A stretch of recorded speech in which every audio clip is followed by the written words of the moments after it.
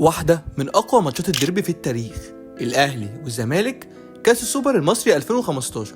حرفيا الماتش ده كان واخد ضجة كبيرة وقتها لأسباب كتير، زي إن الزمالك كان عايز يحقق البطولة ويكسب الثلاثية المحلية لأول مرة في تاريخه، ويكسب الأهلي لتاني نهائي على التوالي. وعلى الناحية التانية الأهلي الموسم ده كان كارثة بالنسبة له، وكان خسران في كل حاجة وما فضلوش غير السوبر بس ينقذ بيه الموسم، فالماتش كان بالنسبة له حياة أو موت. فبيدخل الفرقتين الماتش وهما بينهم ندية كبيرة، ولو تبص على السكواد بتاع الفرقتين هتلاقي انهم كانوا قريبين جدا من بعض في المستوى، ده كان مخلي الماتش حماسي بشكل مرعب.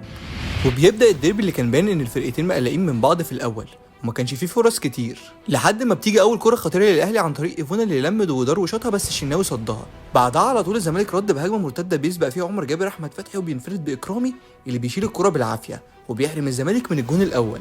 بس في الدقيقه اللي بعدها على طول باسم مرسي بيعمل دبل كيك بتقلش منه وبتعدي من احمد فتحي، وبتيجي لعمر جابر اللي المره دي بيشوط كره قويه على يمين اكرامي وبيجيب الاول للزمالك وبيولع الديربي.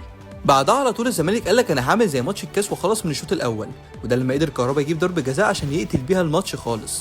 بس بتصرف طفولي غير مفهوم بيقرر كهربا يشوطها رغم ان فيرا قال له لا، وكان نتيجه ده انه ضيعها، ومن هنا كل حاجه اتقلبت.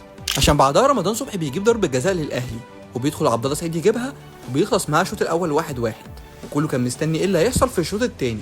ومع بدايه الشوط الثاني الاهلي بيضغط على الزمالك وبيقدر وليد سليمان يلبس كوفي ضربه جزاء ثانيه، وبيدخل عبد الله يجيبها عشان يتقلب الماتش تاني لصالح الاهلي. الغريب بقى ان بعد الجون الثاني لعيبه الزمالك تحسها ابتدت تيأس وابتدوا يحسوا ان الماتش راح منهم. وقتها الاهلي استغل ده ومن هجمه منظمه بيجيب مؤمن زكريا الجون الثالث للاهلي عشان يقتل الماتش خالص ويقرب الاهلي من السوبر. ساعتها لعيبه الزمالك خرجوا تماما من الماتش، والدنيا باظت اكتر بعد الخناقه اللي حصلت بين اللعيبه بسبب رمضان صبحي اللي بسببها الماتش وقف. لكن بعد لما الماتش كمل قدر كهربا يجيب التاني للزمالك، بس الماتش كان خلاص بيشطب وما قدرش الزمالك يرجع في النتيجه عشان يكسب الاهلي السوبر، وبيدخل الزمالك في دوامه بعدت الفريق كتير بسبب قرارات متهوره. وفي الاخر انا عندي سؤال، هو لو كهربا كان جاب ضربه الجزاء كان كل ده هيحصل ولا لا؟